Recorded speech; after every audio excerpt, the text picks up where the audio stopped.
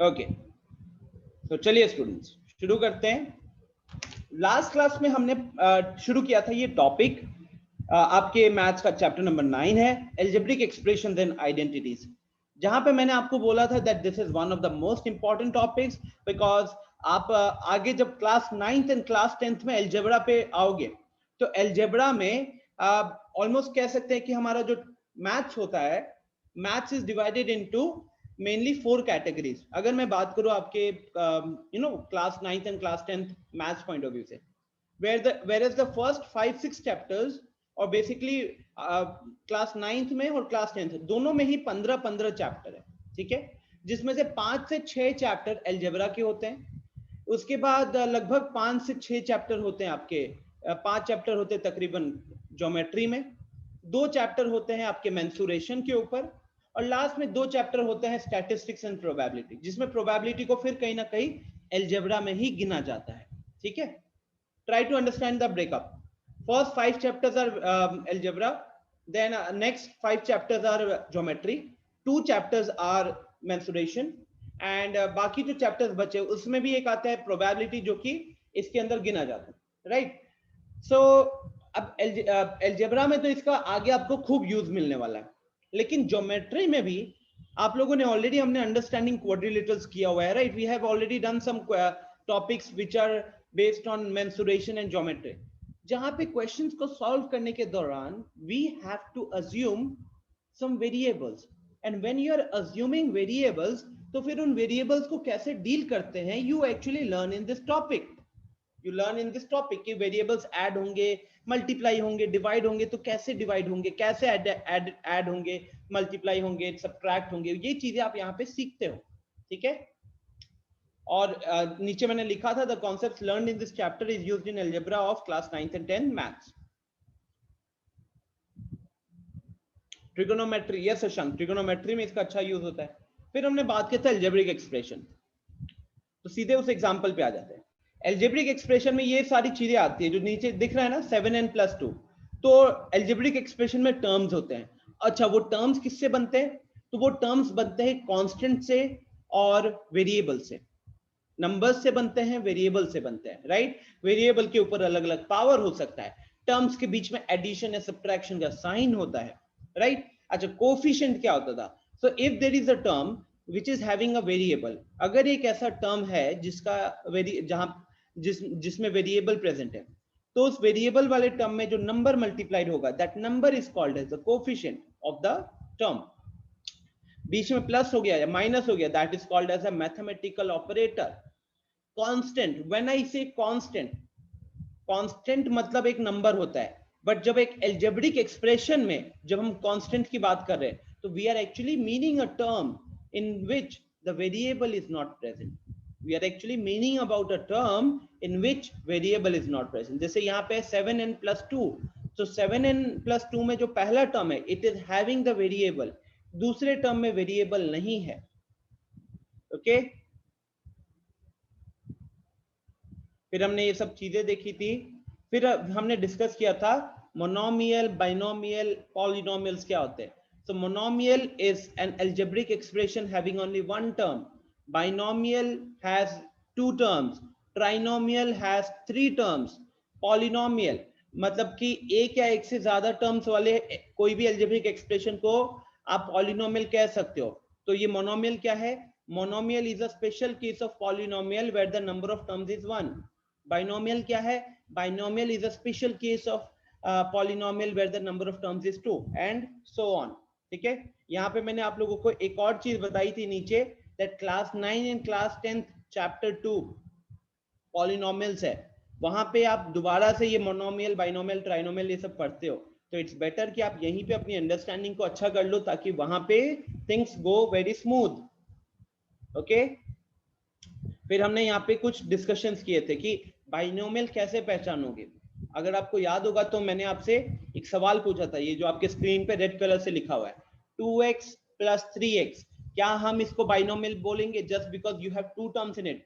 The answer is no, this is not a binomial because 2x and 3x are like terms. तो जब हम observe करेंगे या जब हम कमेंट करेंगे नंबर ऑफ टर्म्स के ऊपर, तो we have to make sure that वहां पे वी हैव अनलाइक टर्म्स। अगर लाइक टर्म्स दिख रहे हैं ना, तो लाइक टर्म्स को ऐड या सब्ट्रैक्ट कर देना है अकॉर्डिंग टू द साइन। तो 2x प्लस 3x एक्चुअली क्या हो जाएंगे, सिंप्लीफाई होने के बाद 5x हो जाएंगे। तो ये जो मोनोमियल, बाइनोमियल, ट्राइनोमियल ये सब हम कहते हैं, वी फर्स्ट मेक श्योर कि ये सिंप्लीफाइड फॉर्म में हो। We first make sure that the algebraic expressions are in their simplified form. अगर वो सिंप्लीफाइड नहीं होते हैं तो पहले आप उसे सिंप्लीफाई करते हो। what is the meaning of simplified form? वहां पे like terms एक ही मिलेगा, मतलब like terms अलग अलग जगहों पे नहीं दिखेंगे एक्सप्रेशन के अंदर, ठीक है? या यस उत्कर्ष, एग्जैक्टली। अब जैसे कि मैंने ये ग्रीन कलर से लिखा हुआ था 2x plus 3y, this will be called as a binomial because 2x and 3y are unlike terms। ये क्या है, unlike terms है, तो इनको हम ऐड नहीं कर सकते। तो ये अपने सिंप्लीफाइड फॉर्म में ऑलरेडी प्रेजेंट है, that is why they are called as what, इस एक्सप्रेशन को बोला जाएगा बाइनोमियल। लेकिन 2x plus 3y ऐड हो रहा था, वो बन गया 5x, जिसके कारण बोला जाएगा उसको मोनोमियल, ठीक है? फिर हमने इसके ऊपर क्वेश्चंस वगैरह देखे थे, टाइम पास करने के लिए हमने खूब सारे क्वेश्चन देखे थे।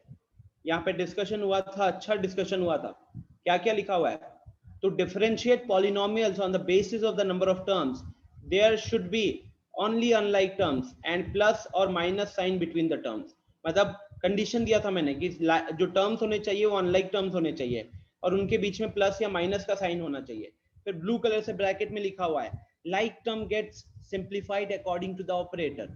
वहां पे लाइक टर्म्स अगर प्रेजेंट है तो ऑपरेटर के अकॉर्डिंग सिंप्लीफाइड हो जाएंगे।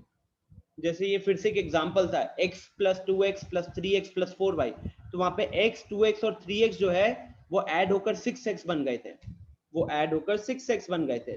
तो 6x प्लस 4y वहां पे वो बाइनोमियल हो गया। ऋषभ पूछ रहा है sir variables do not have same in binomial. Rishabh, there can be same variables but they cannot have the same power. Mainly they need to be unlike terms. If they are like terms and you have a addition or multiplication sign in between, you need to first simplify it. Okay, you need to first simplify it. कोई दिक्कत यहाँ तक? Any question students? पढ़े हो तो कोई concept में कहीं पे कोई डाउट आया है क्या? आपने घर पे पढ़ाई की होगी तो कहीं पे कोई दिक्कत हुई है क्या किसी तरीके की? एनीवन? कौशिक ने हैंड रेज किया है। यस कौशिक। सर जैसे सर अभी आप बोले कि यहाँ पे x plus 2x plus 3x plus 4y, तो इसको सर हम लोग प्लस किए तो 6x पहले आया, तो सर x का वैल्यू सर 1 होता है। x का वैल्यू 1 कौन बोला? x is a variable Kaushik, x is a variable, it can take different values। अगर मान लो कि यहाँ पे अभी क्लास में लेट्स से मैं अल्फाबेटिकली नाम लेता, तो आयुषी कम्स फर्स्ट। आयुषी ने बोला कि x का वैल्यू 1 डालो, तो हम वहां पे 6 into 1 कर देंगे।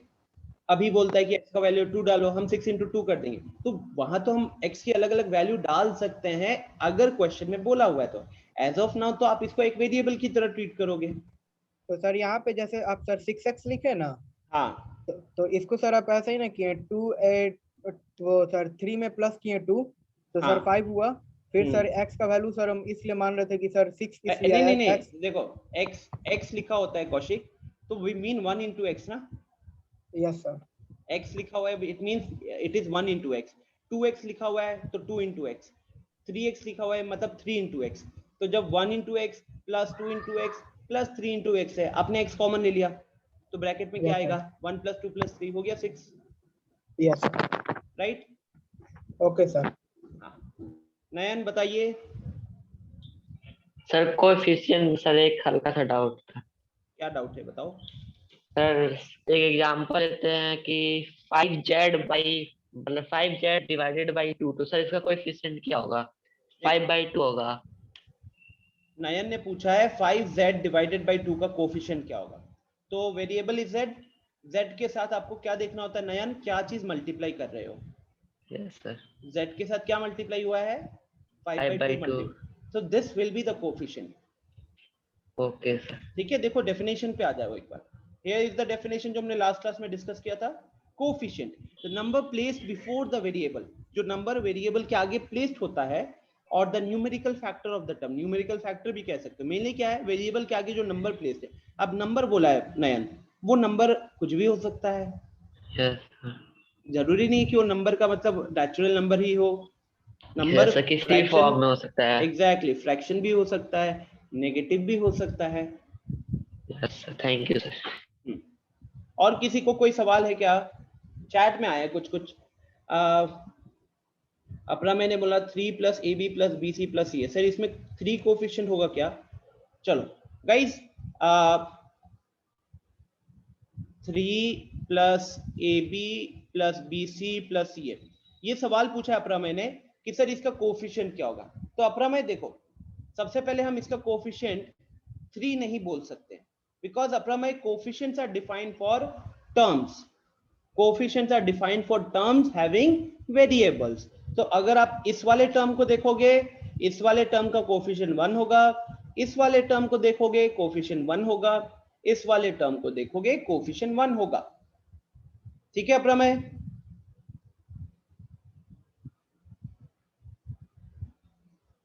उसके बाद नेक्स्ट पूर्णिमा पूछे सर अवंती मॉड्यूल क्वेश्चंस में ऐसे टॉपिक पर डाउट है। पूर्णिमा हम आएंगे उस पे, मैं अभी ये रिवीजन कराने के बाद आपको जो होमवर्क दिया था उसी होमवर्क पे फिर आपके डाउट्स क्लियर करूंगा। ठीक है?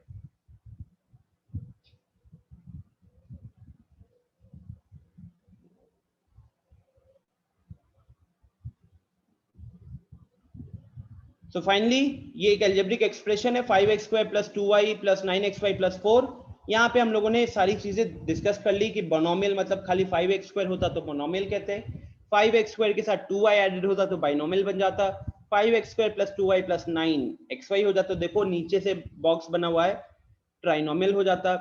उसमें 9xy में जो 9 है वो कोफिशिएंट कहलाएगा, xy वेरिएबल हो गया, 4 लास्ट में 4 लिखा हुआ है, 4 के साथ कोई वेरिएबल अटैच नहीं है, तो उसको इस एक्सप्रेशन का कांस्टेंट वाला टर्म बोलेंगे, उसको इस एक्सप्रेशन का कांस्टेंट वाला टर्म बोलेंगे। अमृत कह रहा है सर बार बार लीव हो जा रहा है। अमृत आपकी इंटरनेट का इश्यू होगा। अमृत, जब आपका इंटरनेट वीक होता है तो जूम से बार बार निकल जाते हो। हम यहाँ से कुछ नहीं कर रहे, बिकॉज अगर हम यहाँ से रिमूव करेंगे तो आपको पता है आप दोबारा ज्वाइन ही नहीं कर पाते हो, है ना? इंटरनेट वीक होगा। यस नयन?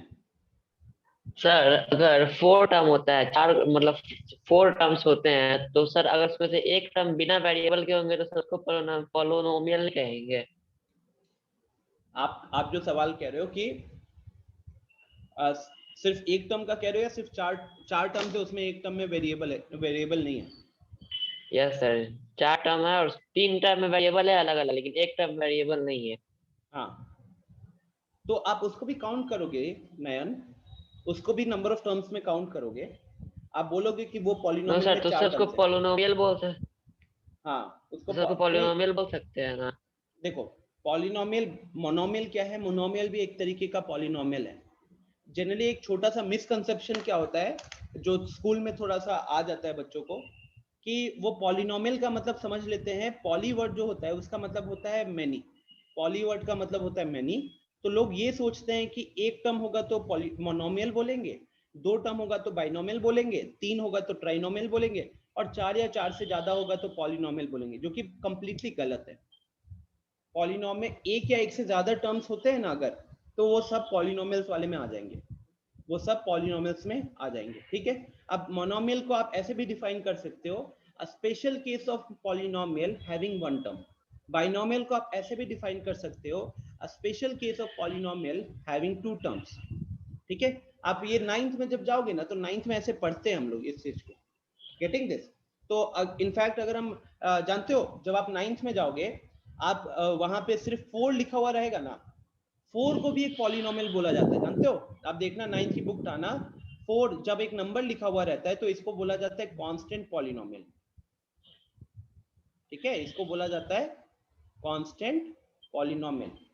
सोचो इसमें एक ही टर्म है और उस टर्म में भी वेरिएबल नहीं लगा हुआ है, और वेरिएबल नहीं लगा हुआ है तो इसको बोला जाता है कांस्टेंट पॉलिनोमियल। ठीक है? यही पूछ रहे थे। हाँ, ये 9th में आप पढ़ते हो, सिर्फ एक नंबर है, मतलब सोचो उस एक्सप्रेशन में कोई वेरिएबल नहीं दिख रहा, कोई अलग टर्म नहीं दिख रहा, खाली 4 लिखा हुआ है, तो उसको बोला जाता है कांस्टेंट पॉलिनोमियल। ओके फिर हमारा जो अच्छा खासा डिस्कशन हुआ था वो लाइक एंड अनलाइक टर्म्स पे हुआ था, बिकॉज यही मेरे को मेरा पर्सनल फीलिंग है कि this is very important to solve the question. तो लाइक टर्म्स के लिए मैंने देखो ब्लू कलर से क्या लिखा हुआ है, terms having the same variable and same power on the variable। तो पहले तो वेरिएबल सेम होने चाहिए। अगर x है दोनों में तो x दोनों में x दिखेगा, एक्स वाई दोनों में पहले में दिख रहा है तो दूसरे में भी दिखेगा, और साथ ही साथ वेरिएबल के ऊपर पावर भी सेम होंगे। जैसे एग्जांपल के फॉर्म में 2x हो गया एंड 9 हो गया, तो दोनों में वेरिएबल x है। 24xy एंड 5yx को 5xy भी लिखा जा सकता था, तो वहां पे सेम वेरिएबल्स है x और y और वो मल्टीप्लाइड है। थर्ड में 6x² एंड 12x², वहां पे हमारे पास सेम वेरिएबल है x और उसके ऊपर है पावर 2। तो सेम वेरिएबल तो होना जरूरी है, लेकिन यहीं पे स्टूडेंट्स फिर से थोड़ा सा गलती कर लेते हैं समझने में। सेम पावर पे वेरिएबल पे सेम पावर भी होना जरूरी है, वेरिएबल पे सेम पावर भी होना जरूरी है, ठीक है। और अनलाइक टर्म्स क्या होते हैं, तो कोई भी जो लाइक टर्म्स नहीं होते उनको अनलाइक टर्म्स बोलेंगे, कोई भी जो लाइक टर्म्स नहीं होते उनको अनलाइक टर्म्स बोलेंगे, ठीक है। तो जैसे कि थर्ड एग्जांपल ये एकदम लास्ट में देख सकते हो, 6x² and 12y², variable same नहीं था, पावर सेम था लेकिन वेरिएबल सेम नहीं था। 2x एंड -9y, वेरिएबल अलग अलग है, ठीक है। इस पे आई थिंक हमने फिर आपको क्वेश्चंस वगैरह मैंने दिया था, हाँ ये रहा। तो ये मैंने 6 टर्म्स लिख दिए थे, 5x²y, 7xy, 5x -12yx² -2x 15yxy 7yx। और मैंने रैंडमली क्लास में से पूछा था कि उसके साथ कौन कौन सा लाइक टर्म्स दिख रहा है, इसके साथ कौन कौन सा लाइक टर्म्स दिख रहा है, इसके साथ कौन कौन सा लाइक टर्म्स दिख रहा है। तो ऐसे हमको 3 अलग अलग केसेस यहाँ से मिले थे, राइट। और यहीं पे हमने अपने क्लास को एंड किया था। आयुष ने एक सवाल पूछा है कि सर फिर 2x² + 3x³ क्या होगा, मोनोमियल या बाइनोमियल। आयुष उसमें वेरिएबल सेम है लेकिन पावर अलग अलग है, वेरिएबल सेम है लेकिन पावर अलग अलग है, तो इसलिए वो अनलाइक टर्म्स हो जाएंगे and that will be called as a binomial. Okay students, 2x²,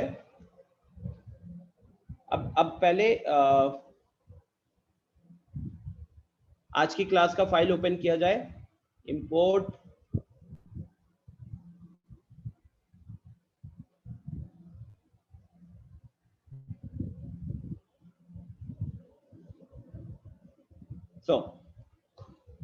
algebraic expression lecture 2। अभी पूछा था उसने 2x² + 3x³। स्टूडेंट्स इसको क्या बोलेंगे, क्या इसको मोनोमियल बोलेंगे कि बाइनोमियल बोलेंगे, मोनोमियल बोलेंगे या बाइनोमियल बोलेंगे, बताइए।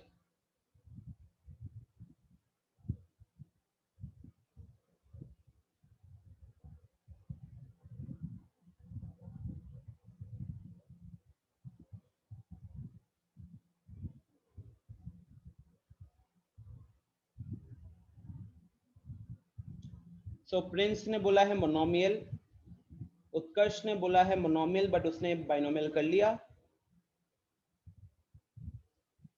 बाकी सब ने बाइनोमियल बोला है।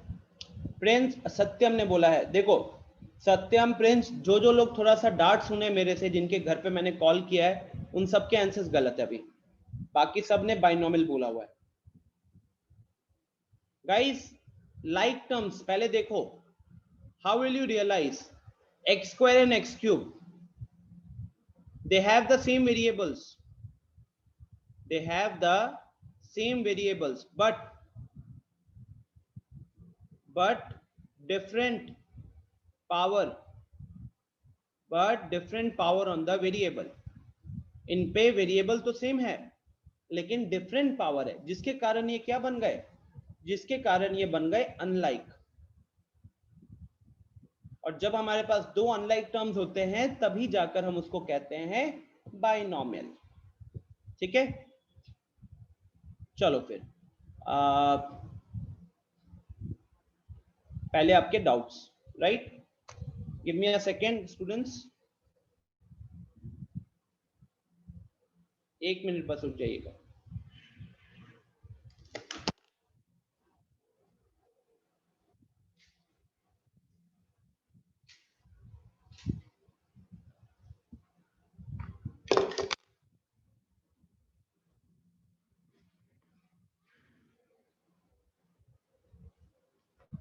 I'm just searching the module.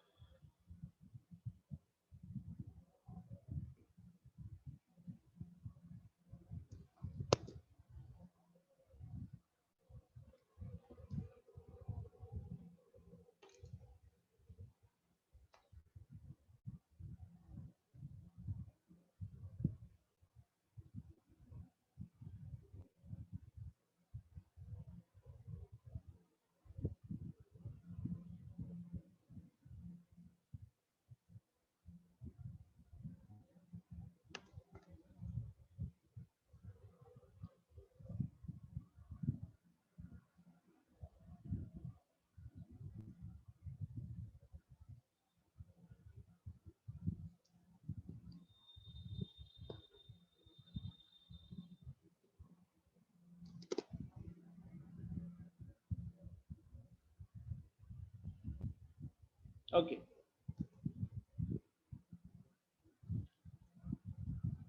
सो यहाँ पे मैं पहले सबको अनम्यूट करने का ऑप्शन देता हूँ, प्लीज इसका गलत फायदा ना उठाए और जो डाउट्स हैं वो पूछे। पहले in class exercise level 1 screen पे हमको 1 2 3 दिख रहा है। In class exercise level 1 screen पे हमको 1 2 3 दिख रहा है। 1 2 3 में किसी को कोई दिक्कत हुई है कहीं पे? 1 2 3 में कहीं पे दिक्कत हुई है किसी को?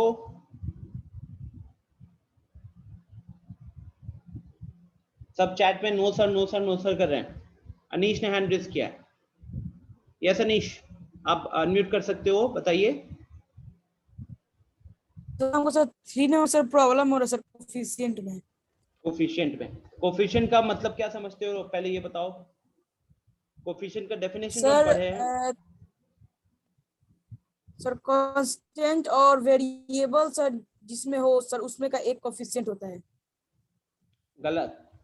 जिस भी टर्म में वेरिएबल प्रेजेंट होगा, जिस भी टर्म में वेरिएबल प्रेजेंट होगा, उस वेरिएबल के साथ जो नंबर मल्टीप्लाइड है, उसके आगे जो नंबर मल्टीप्लाइड लिखा हुआ है, उसको उस टर्म का कोफिशिएंट बोलेंगे।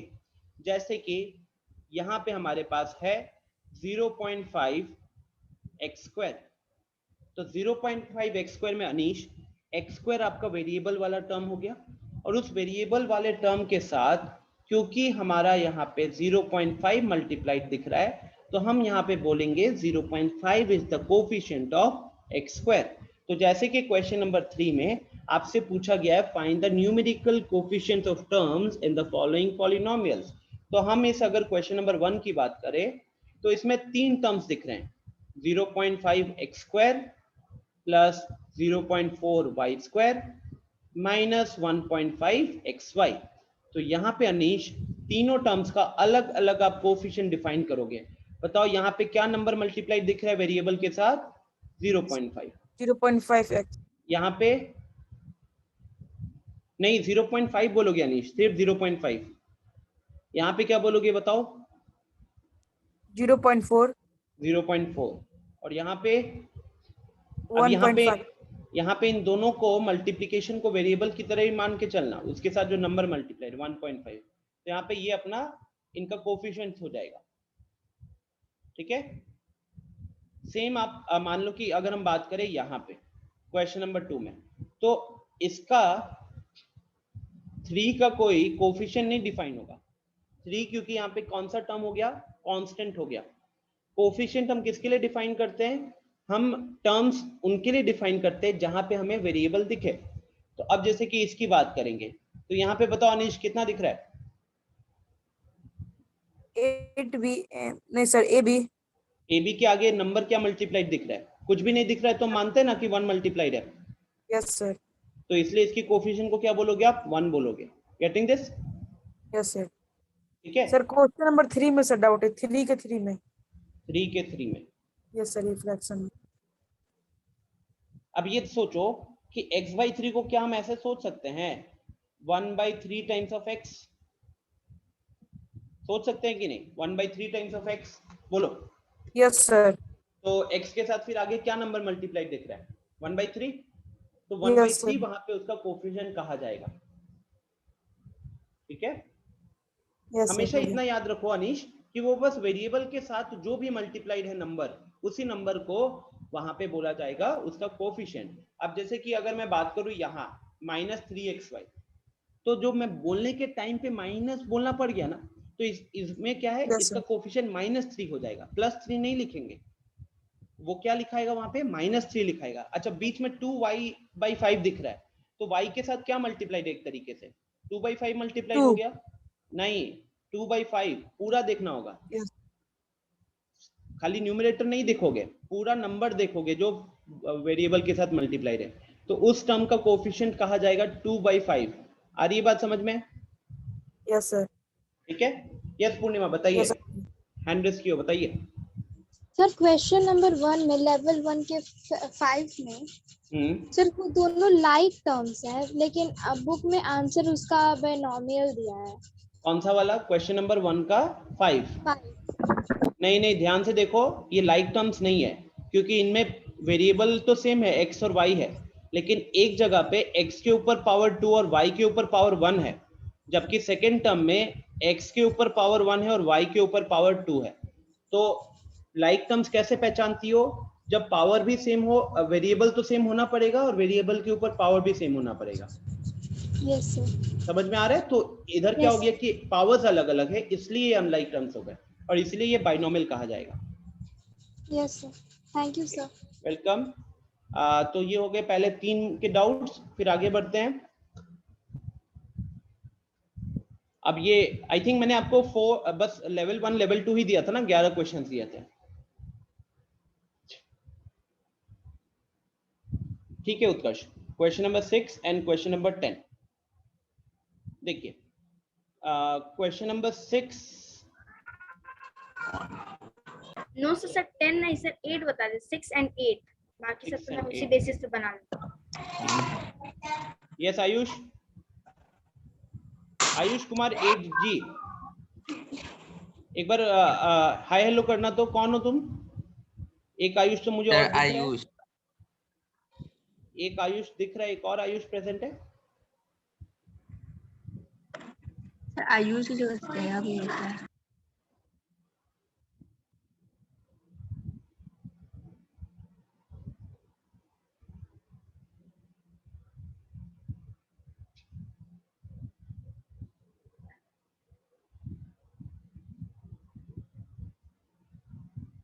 ओके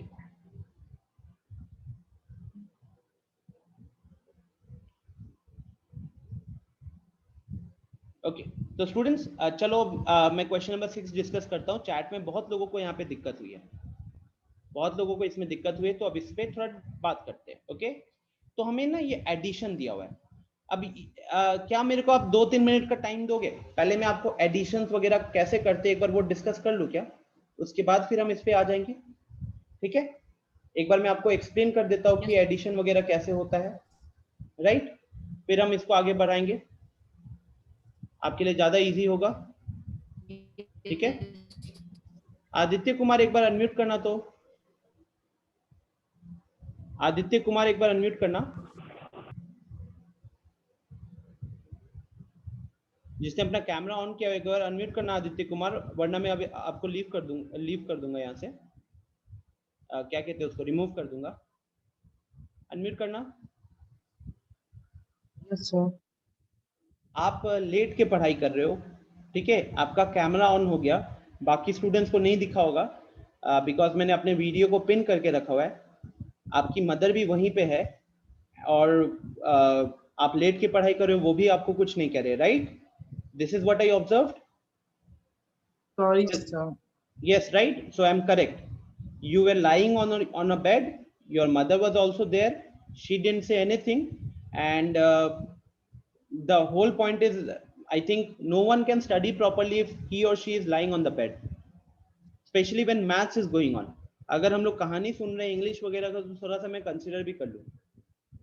तो sorry for this, but I will be removing you, ताकि थोड़ा सा आप अपनी मम्मी को ही बोलो कि मम्मी कैमरा ऑन हो गया, तो सर ने देख लिया। आपको भी इनफैक्ट जब पीटीएम होगा, मैं आपकी मदर से भी इस चीज पे बात करूंगा कि आपके सामने ये लेट के पढ़ाई कर रहा है, एंड आपने कुछ नहीं बोला।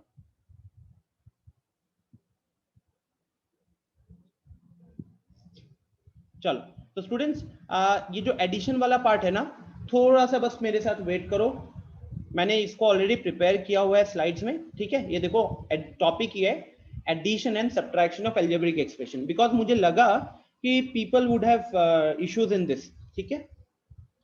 तो स्टेप्स टू ऐड और सब्ट्रैक्ट एल्जेब्रिक एक्सप्रेशन। अच्छा सब कोई प्लीज बैठ के पढ़ाई करो यार। मेरे को Aditya Kumar is one such student who is weak, जहां पे मैंने उसके घर पे कॉल करके बात की है। एंड गाइज कोई स्टूडेंट वीक या स्ट्रांग तभी होता है जब वो एफर्ट लगाता है। मेरे ट्रस्ट मी गाइज, आप 7th में कैसे थे does not matter here. 7th में कैसे थे डज नॉट मैटर।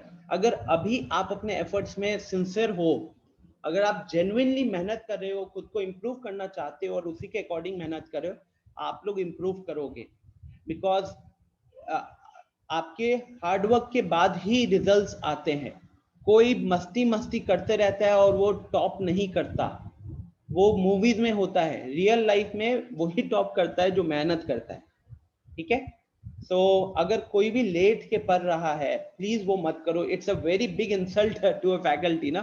क्या मैं लेट के पढ़ा रहा हूँ?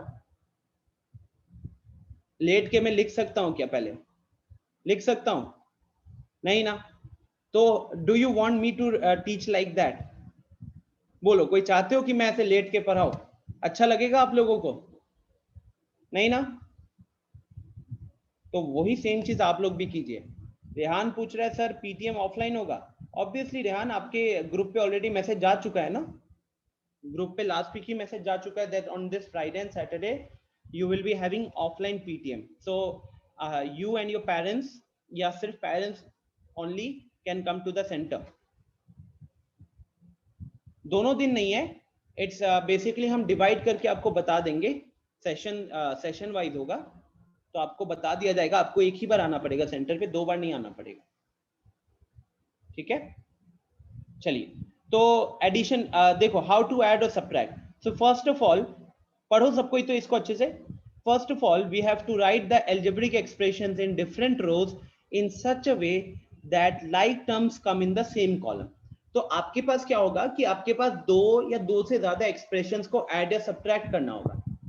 2 या 2 से ज्यादा एक्सप्रेशंस को ऐड या सब्ट्रैक्ट करना होगा।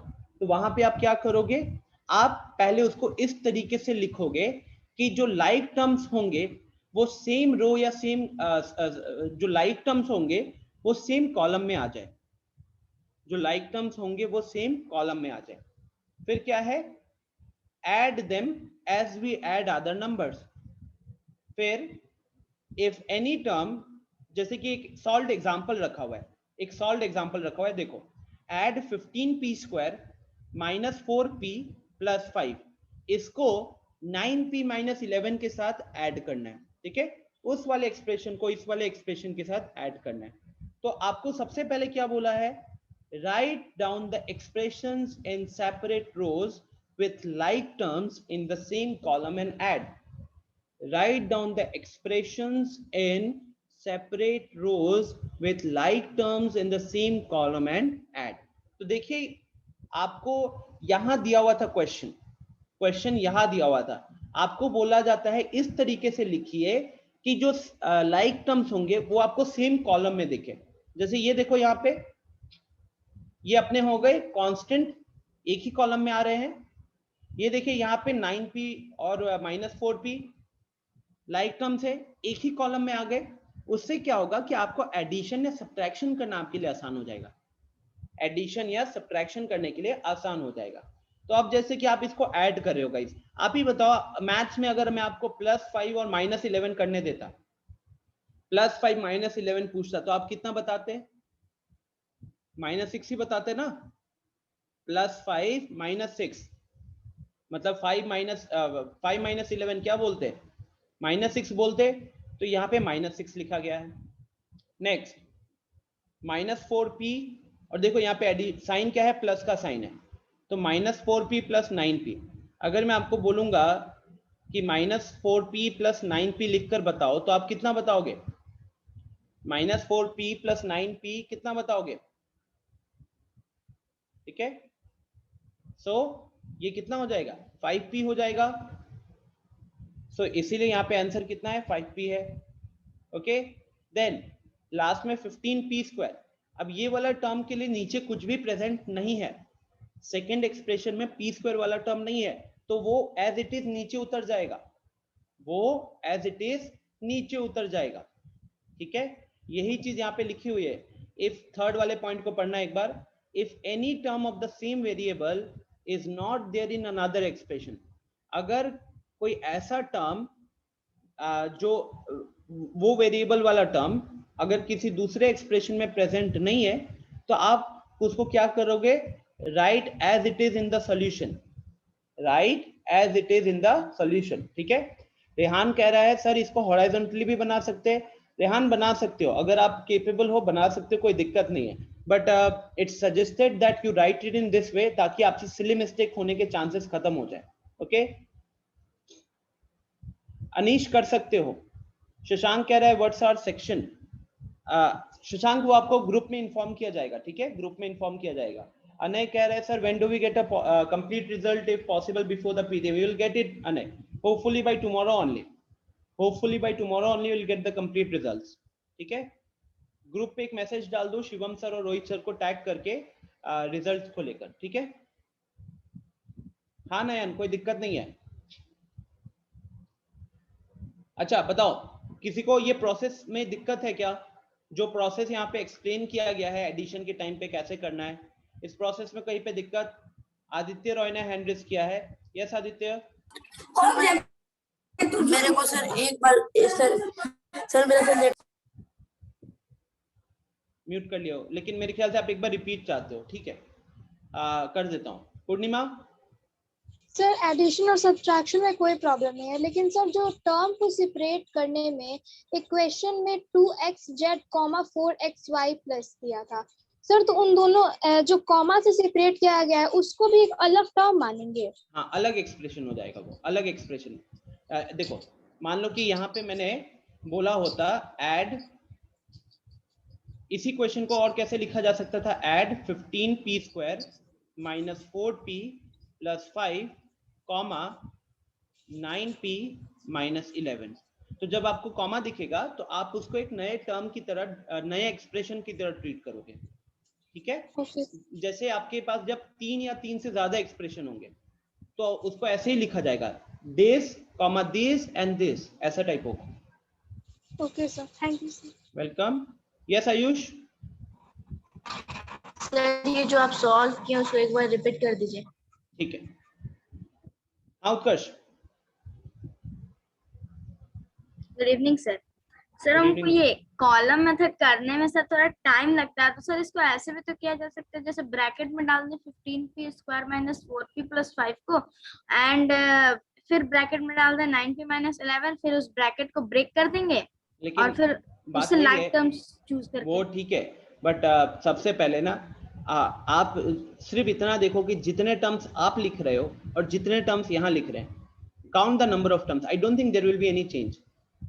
नो सर, मुझे कोई चेंज नहीं दिख रहा है वहां पे। No sir. आप व्हाट यू आर सेइंग, ठीक है, what you are saying is the basically horizontal method of solving this.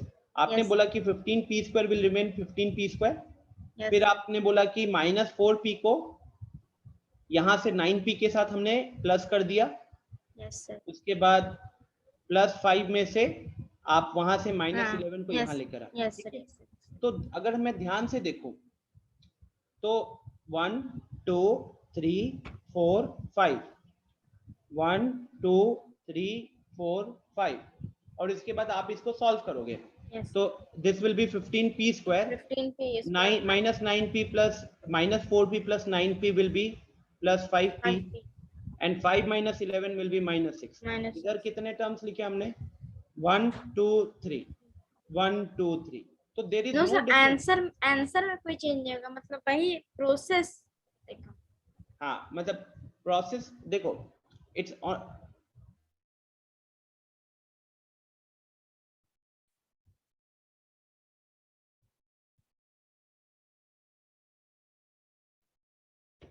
क्या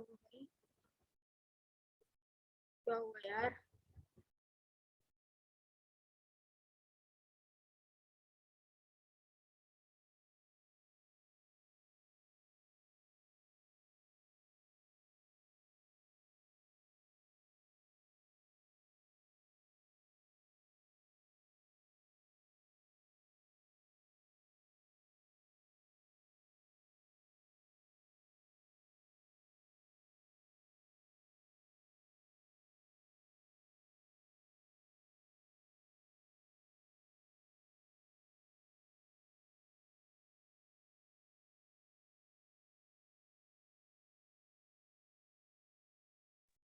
हेलो, क्यों अनम्यूट क्यों? Hello hello hello hello. चले गए यार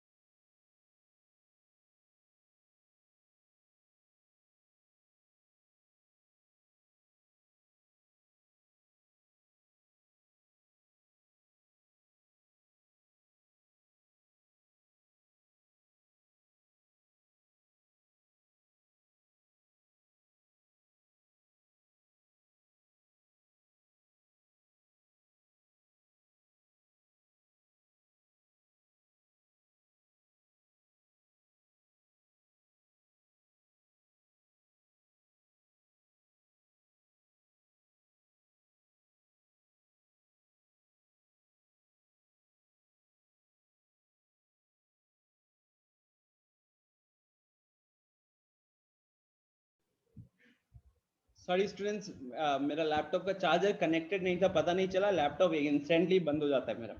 हाँ, तो मैं बात कर रहा था कि यहाँ पे उत्कर्ष हमें ऐसा उतना कोई इफेक्ट नहीं मिलता है, फायदा नहीं मिलता है।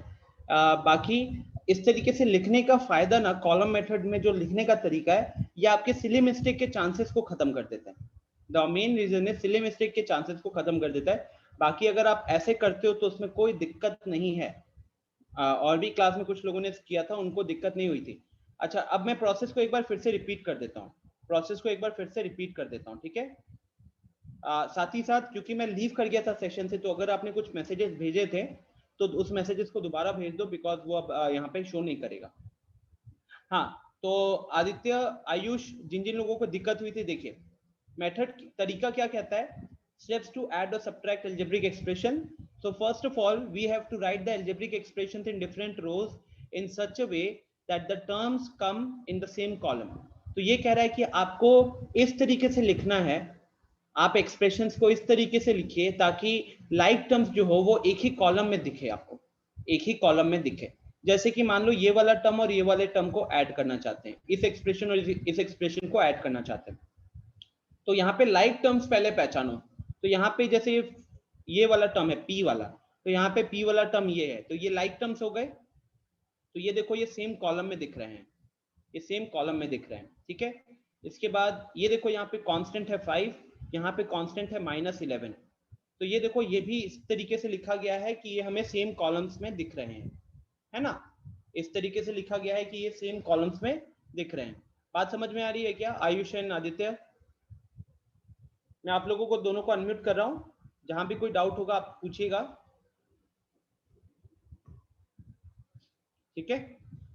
पहले ये चीज दिख रहा है आप लोगों को कि सेम लाइक टर्म्स जो ऐसे लिखे गए कि वो ऊपर नीचे दिख रहे हैं एक ही कॉलम में? Yes sir. ठीक है। सेकंड, अब आप एडिशन तो नॉर्मली करो जैसे करते हो, जैसे +5 के साथ -11, तो 5 - 11 कितना होता? -6 होता, तो -6 को यहाँ पे लिखा गया है। अच्छा, -4p और -4p + 9p, -4p में अगर हम 9p ऐड करेंगे तो कितना होगा? p कॉमन ले लो सर, लेकिन तो यहाँ पे सर ब्रैकेट में प्लस कर देना सर। हाँ, प्लस करना है। तो आप वहां पे जब मैं आपको बोलूंगा कि -4p के साथ आपको 9p ऐड करना है, तो आप यहाँ पे बेसिकली क्या करने वाले हो, आप p कॉमन ले लोगे। p कॉमन लोगे तो यहाँ पे -4 + 9 हो जाएगा। -4 + 9 कितना हो गया? 5 हो गया। 5। तो ये हो गया 5p, ठीक है, ये हो गया 5p। Getting this? हाँ, और बाकी ये 15p² वाला जो है वो आप एज इट इज लिख दोगे, क्योंकि उसके लिए हमको नीचे कोई टर्म्स नहीं दिख रहे हैं। सर मैं वो नहीं कह रहा सर, जो ये 5 प्लस सर यहाँ 5/11 है सर, उसको प्लस ना कर देगा सर। हाँ लेकिन वो नेगेटिव टर्म है ना, इट्स लाइक अगर वो टर्म नेगेटिव है, ठीक है, तो उसके आगे हम प्लस साइन लगाएंगे तो प्लस ऑफ -11 करोगे तो -11 ही तो बन जाएगा। Yes sir. ठीक है, तो इसलिए वो माइनस रहेगा वहां पे। प्लस किए हो, प्लस ऑफ -11 किए हो, लेकिन वो क्या बन गया, प्लस ऑफ -11 तो -11 ही रहेगा, यस सर। इसीलिए वहां पे -11। ठीक है, ठीक उसी तरीके से ये सब्ट्रैक्ट वाला क्वेश्चन एक बार ट्राई करना, तो सब कोई सब्ट्रैक्ट वाला क्वेश्चन ट्राई करो।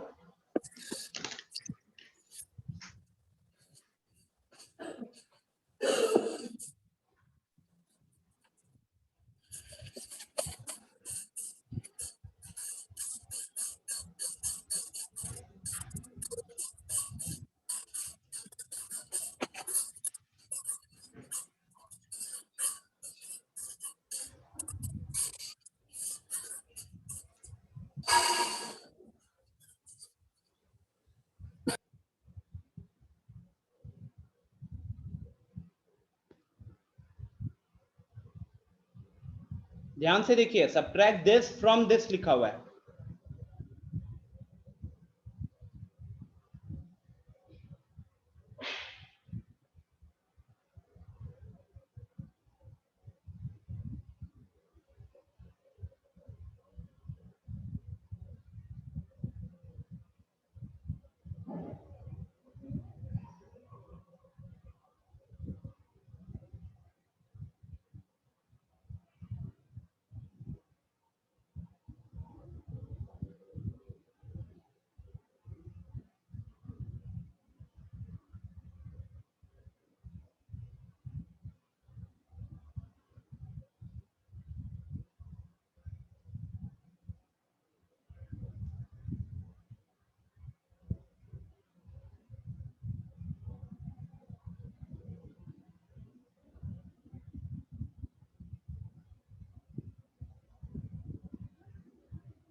Should I show you the solution?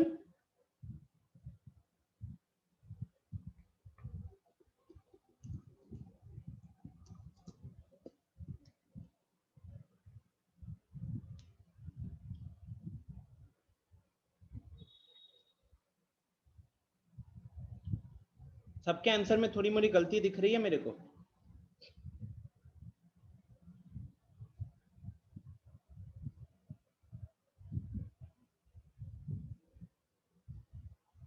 देखिए, सबसे पहला चीज ध्यान रखना, जब आपको बोला जाता है ना सब्ट्रैक्ट,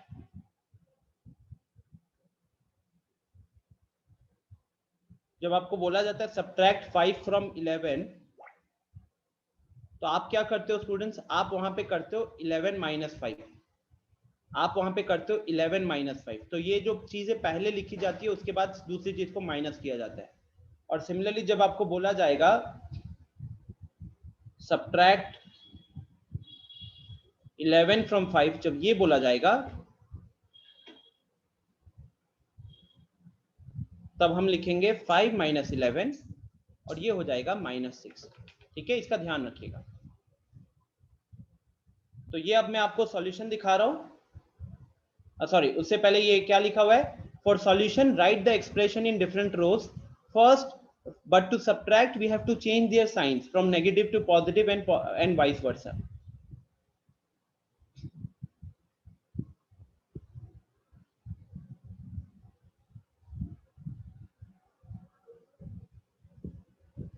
अच्छा, यहाँ ना थोड़ा सा आई थिंक कुछ मिस हो गया।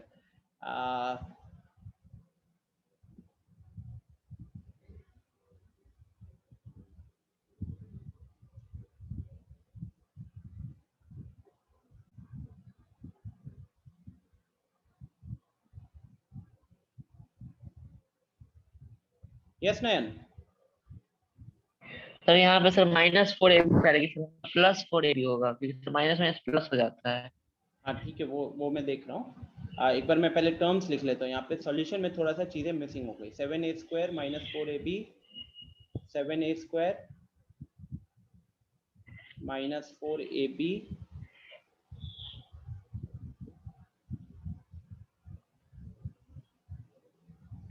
+8b²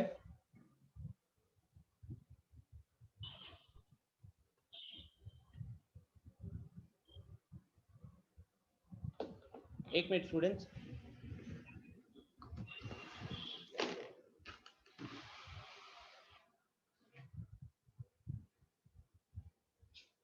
ओके, तो प्लस 8b स्क्वायर, फिर plus 5a minus 3b, plus 5a minus 3b।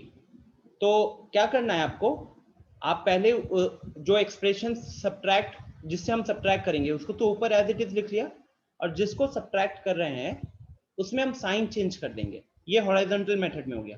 तो 5a स्क्वायर था, उधर माइनस कर देना है। तो ध्यान से देखो, 7a square minus 5a square, यहाँ इसीलिए 2a स्क्वायर बना है। अब माइनस 4ab के लिए क्या है कि नीचे कोई टर्म नहीं प्रेजेंट है, माइनस 4ab के लिए नीचे कोई टर्म प्रेजेंट नहीं है, तो वो किसी से सब्ट्रैक्ट नहीं होगा।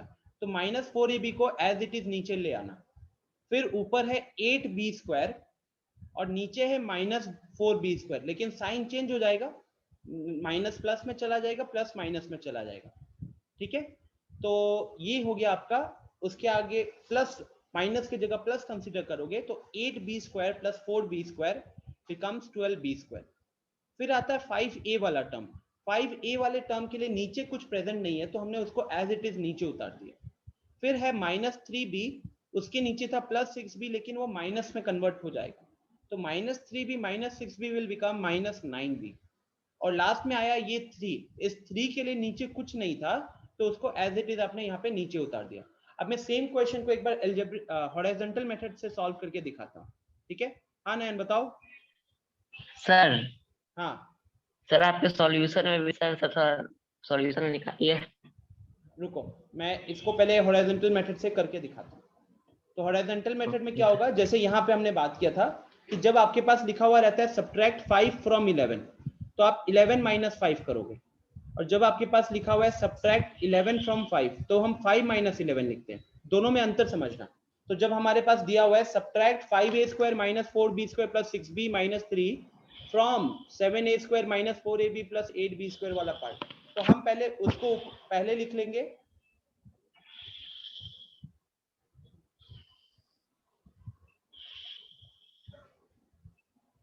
इसको स्टूडेंट्स हम पहले लिखेंगे, ब्रैकेट में डाल लो अगर आपको दिक्कत है तो। फिर माइनस लिखो, माइनस लिखने के बाद जिसको सब्ट्रैक्ट करना है ना वो लिखिए। तो ये हो गया 5a square minus b square 4b square plus 6b minus 3। और अब आप ब्रैकेट ओपन कर दो। जब आप ब्रैकेट ओपन करोगे तो इसके आगे तो स्टूडेंट्स प्लस साइन ही है, तो bracket as it is open हो जाएगा।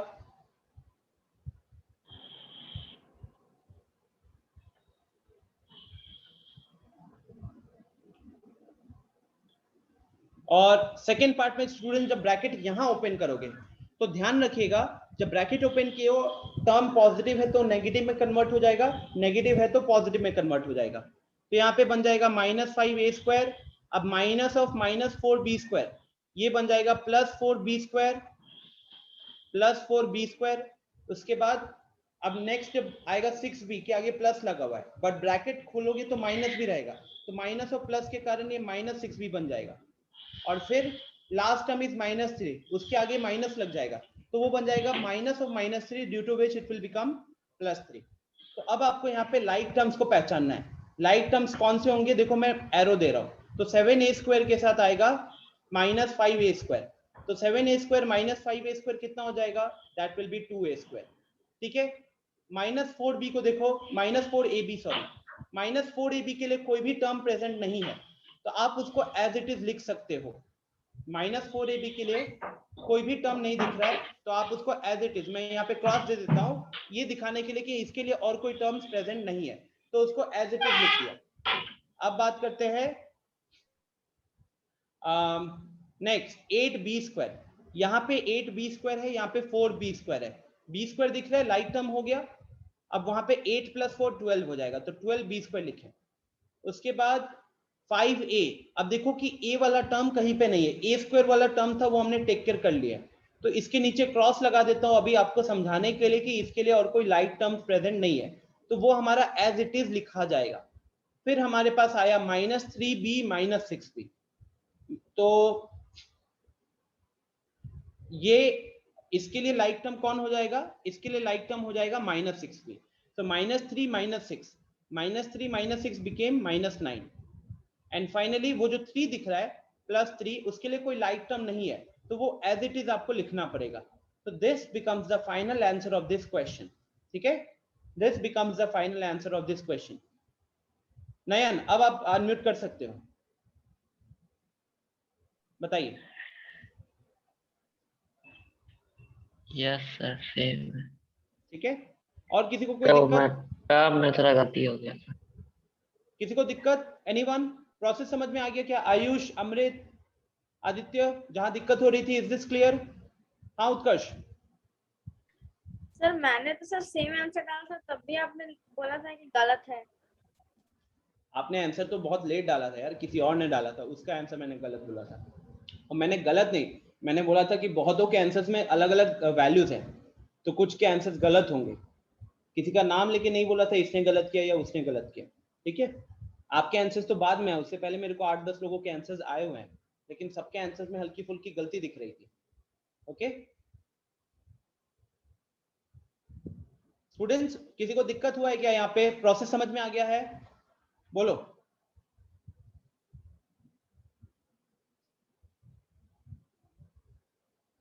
क्लियर है प्रोसेस? ठीक है,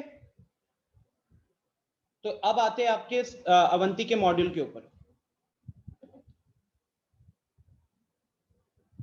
अब इसमें हम लेवल्स, अब क्या मुझे ये सॉल्व करने की जरूरत पड़ेगी या आप समझ जाओगे जिन जिन लोगों को दिक्कत हुई है? जैसे मान लो अब मैं बात करता हूं क्वेश्चन नंबर 6 का, तो 2x² -x/2 प्लस 1/3 फिर ऐड हो रहा है। ठीक है, ऐड हो रहा है, तो प्लस अब यहां पे आ गया है -3x²/2 -1/3x। आई थिंक यहाँ पे आप लोगों को दिक्कत सिर्फ इसलिए हो रही है बिकॉज वहां पे फ्रैक्शंस प्रेजेंट है। प्लस 4/5, मैं कॉलम वाइज अभी फॉलो कर रहा हूं। ठीक है, यहाँ पे आ गया हमारे पास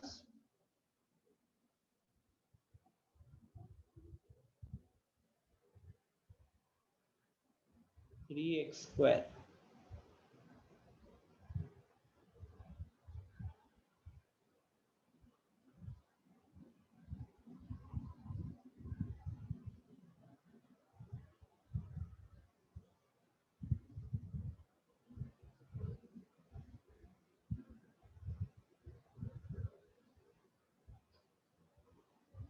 यस आयुष बोलो। Good evening sir. Good evening Ayush, बताइए। सर जब सब्ट्रैक्ट करना होगा तभी साइज चेंज होगा। हाँ, बिकॉज सब्ट्रैक्शन में क्या होता है आयुष कि अगर मैंने माइनस के आगे माइनस लगा दिया तो वो क्या बन जाता है? -3 के आगे माइनस लगाएंगे तो वो +3 बन जाता है, और +3 के आगे अगर हम माइनस लगाएंगे तो वो -3 बन जाता है। तो माइनस के केस में साइन चेंज होता है, जबकि एडिशन के केस में ऐसा नहीं होता। अगर मैं आपको बोलूं कि -3 के आगे प्लस का साइन लगाओ, -3 के आगे प्लस का साइन लगाओ, तो ये -3 रहता है। और अगर मैं बोलूं कि +5 के आगे प्लस का साइन लगाओ तो वो +5 ही रहता है, उसमें वैल्यू में चेंज नहीं आती है, इसीलिए। ठीक है Ayush? Okay sir, thank you sir.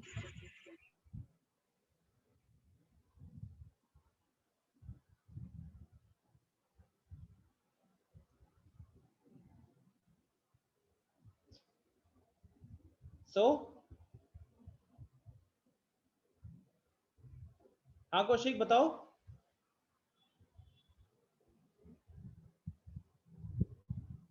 Hand raise किया, बताओ कौशिक क्या हुआ? सर ये वाले सर क्वेश्चन को सर हम ऐसे सॉल्व किए हैं सर एक्सप्लेन करें? आपने हॉरिजॉन्टल लिख के लाइक टर्म्स को इकट्ठे करके फिर ब्रैकेट में वही ना, जैसे अभी हमने पीछे सॉल्व किया था। Yes sir. हाँ ठीक है, शांत रहो। इट्स कंप्लीटली फाइन यार, कोई वैसा टेंशन नहीं है। अब यहाँ पे देखो, यहाँ पे आपको इसको डील करना होगा। ये सारे यहाँ पे क्या है? कॉन्स्टेंट्स हैं। कॉन्स्टेंट्स को जब डील करोगे तो आपके पास क्या ऑप्शन है? आप या तो बगल में एलसीएम ले लो, 1/3 + 4/5 + 4, कितना हो जाएगा ये? 15, 5 plus 12 plus 15 4 the 60, तो 72 plus 5 77, तो यहाँ पे आ गया आपका 77/15। नेक्स्ट अब देखो ये वाला पार्ट, यहाँ पे दिक्कत हुई होगी बहुतों को, आप इसमें x, ये लाइक टर्म है ना, ये सब लाइक टर्म है, एक ही कॉलम में लिखा गया, आप वहां से x कॉमन उठा लो। अगर आप वहां से x कॉमन उठा लोगे तो ब्रैकेट में क्या बचा, ऊपर है -1/2, नीचे है -1/3 और उसके नीचे है -2। तो अब अगर आप यहाँ पे एलसीएम लेते हो तो आपका एलसीएम हो जाएगा 6 का, और ये हो जाएगा 3 -2 -12, तो ये हो गया आपका x इंटू -17/6, x इंटू -17/6, ठीक है।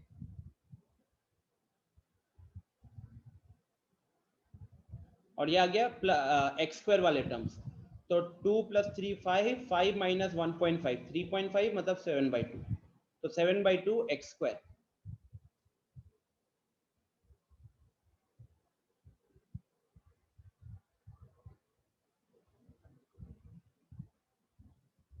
तो क्या आप लोगों का यही आंसर आया है? यस नयन? सर वहां पे सर 22x² 5 होगा। कितना? 22x² 5? Yes sir. कैसे?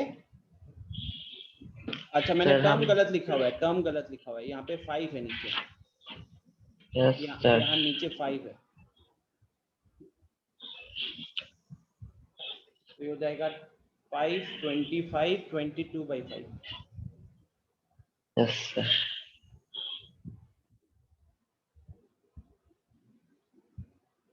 हाँ प्रमेय,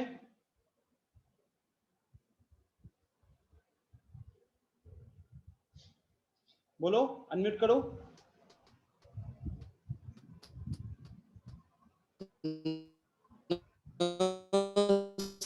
आवाज एकदम ब्रेक हो रही है, प्रमेय एकदम आवाज नहीं आ रही है। ओके स्टूडेंट्स, मैं आपको इसको अब हॉरिजॉन्टल तरीके से करके दिखाता हूँ। हॉरिजॉन्टल क्या होता, तो हमने लिखा 2x², पहला एक्सप्रेशन को लिख रहे हैं, फिर लगाएंगे प्लस, अब दूसरा एक्सप्रेशन को लिखेंगे, बिकॉज हम एडिशन कर रहे हैं इसलिए बीच में प्लस लिखा हुआ है, -3x² 5 -1/3x + 4/5, फिर हम यहाँ पे लगाएंगे प्लस का साइन, यहाँ पे हो जाएगा 3x² -2x + 4। तो आपने इस तरीके से हॉरिजॉन्टल तरीके से लिख लिया। अब आप ब्रैकेट्स ओपन करो, ब्रैकेट्स ओपन करोगे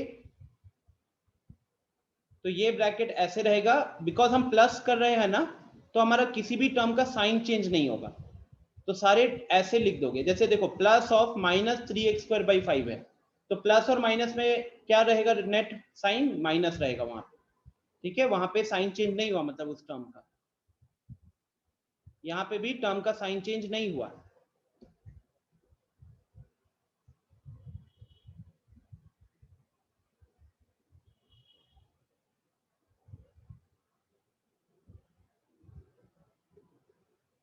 ना अब आपको यहाँ पे लाइक टर्म्स उठाने पड़ेंगे, तो जैसे 2x², 3x² 5 एंड 3x², ये आपका लाइक टर्म हो गया। तो पहले अगर उनके साथ डील करोगे, उनको ऐड करोगे, तो आप एलसीएम लेना पड़ेगा, वहां पे 5 का एलसीएम आएगा और 25 - 3 22 होगा, तो ये 22/5 x² बनेगा। फिर आओ x वाला टर्म पिक करो, x वाला टर्म पिक करेंगे तो ये वाला हो गया, ये वाला हो गया और ये वाला हो गया। तो इसको हमने ऑलरेडी क्योंकि सॉल्व कर लिया है,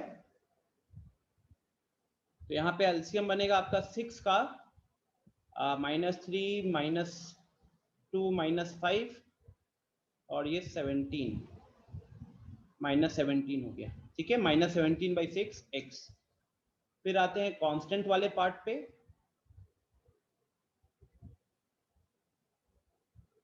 तो ये वाला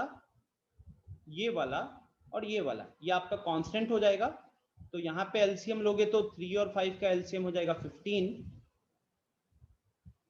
फिर 15 for the 60 plus 12 72 plus 5 77, तो ये हमारा आंसर आ जाएगा। प्रोसेस समझ में आ चुका है?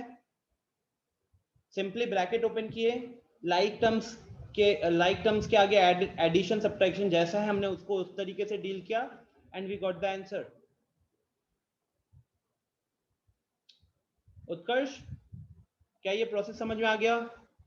Ayush, Aditya, Iram, Mayank, Mahi, Payal, Prince, Tarun, is this clear? कोई डाउट है अभी भी इसमें? क्या जितनों के क्वेश्चन नंबर 6 में डाउट थे, is it okay now? Question number 6 दोनों तरीके से देख लिया हमने, कॉलम वाइज लिख के भी देख लिया और डायरेक्ट हॉरिजॉन्टल तरीके से भी देख लिया।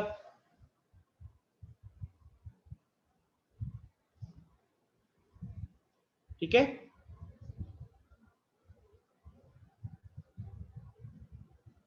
चलो और कोई डाउट है क्या यहां से? फिर आयुष ने 8 को मार्क किया। आयुष 8 वाला सिमिलर क्वेश्चन तो अभी हमने सॉल्व किया था, सिमिलर क्वेश्चन तो अभी आपको पीपीटी में किया था, तो अब वो हो जाएगा ना मेरे ख्याल से। 8 में लिखा हुआ है ना सब्ट्रैक्ट दिस फ्रॉम दिस, तो आप इसको क्या करोगे, ये पहले लिख लोगे। ठीक है, इस मान लो कि ये 8 वाला मैं यहाँ पे दिखा देता हूं, 6z³ plus 3z² minus 4z minus 5, इसमें से हम किसको सब्ट्रैक्ट कर रहे हैं? ये वाले पार्ट को। 6x³ plus 3x² minus 4x minus 6। तो आयुष एंड शशांक ध्यान रखिएगा कि पहले हम ब्रैकेट जब ओपन करेंगे तो पहला वाला के आगे तो साइन चेंज नहीं होगा, तो वो एज इट इज लिख दो, 6z³ plus 3z² minus 4z minus 5। लेकिन सेकेंड वाला जब ब्रैकेट ओपन होगा तो उसके आगे माइनस साइन है, तो हर टर्म के आगे आपको माइनस लगाना है। तो 6x³ के आगे माइनस लगेगा, 3x² के आगे माइनस लगेगा। अब 4x में ऑलरेडी माइनस है और उसके आगे आप माइनस लगा रहे हो, तो माइनस माइनस के कारण वहां पे प्लस हो जाएगा, तो प्लस 4x, और माइनस 6 के आगे माइनस लगा हुआ है तो बन जाएगा प्लस 6।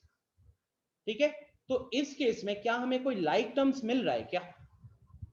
इस केस में लाइक टर्म्स कौन से मिल रहे हैं? अगर मैं लाइक टर्म्स पे फोकस करूं तो हमें सिर्फ कांस्टेंट में लाइक टर्म मिला है, हमें सिर्फ ये जो 5 और 6 दिख रहा है ना, यहीं पे खाली लाइक टर्म है, बाकी कोई भी लाइक टर्म नहीं है, बाकी कोई भी लाइक टर्म नहीं है। तो बाकी सारे टर्म्स को हम एज इट इज लिखेंगे, बस ये -5 और +6 इसको ऐड करके 1 लिखा जाएगा, -5 + 6 को ऐड करके 1 लिखा जाएगा। ठीक है, please raise your hand if it is clear. जल्दी से रेज हैंड करो अगर क्लियर है तो, बस मुझे साइन पता चल जाएगा so that I can move forward.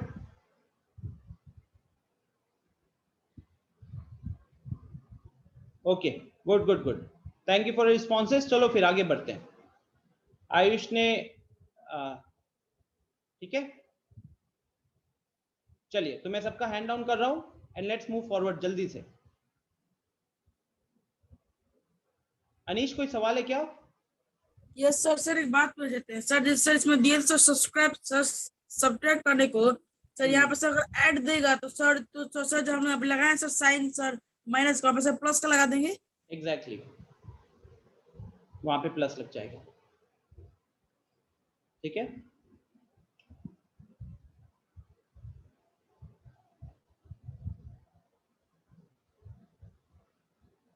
चलो तो guys it's times up here, तो हम इसको आगे नहीं बढ़ाते हैं। मल्टीप्लिकेशन वाला पार्ट हम नेक्स्ट क्लास में डिस्कस करेंगे। आपका काम होगा इस एक्सरसाइज का बाकी जो क्वेश्चंस है 9M 8M09.1 के जो बाकी क्वेश्चंस है आप इसको कंप्लीट करोगे। ठीक है, या नहीं? We could not, next class में we will be doing multiplication. यहाँ पे आप एडिशन सब्ट्रैक्शन जब समझ जाओगे तभी मल्टीप्लीकेशन अच्छे से हो पाएगा। ठीक है, यस, कॉन्सेप्ट चेक भी करना होगा आप लोगों को, कॉन्सेप्ट चेक भी करना पड़ेगा। कॉन्सेप्ट चेक में कितने क्वेश्चंस है? कॉन्सेप्ट चेक के अंदर 7 क्वेश्चंस है, होमवर्क में 10 क्वेश्चंस है, तो total homework will be 17 questions का। Total homework will be 17 questions. Deadline is always before the next class, deadline is always before the next class. ठीक है, तो चलो, thank you everyone. Yes Rishabh sir what homework क्या है? Homework में एक बार group पे अपडेट कर देता हूँ। ठीक है, okay sir, thank you sir. Good evening sir. Good evening, चलो bye bye everyone, take care, good night.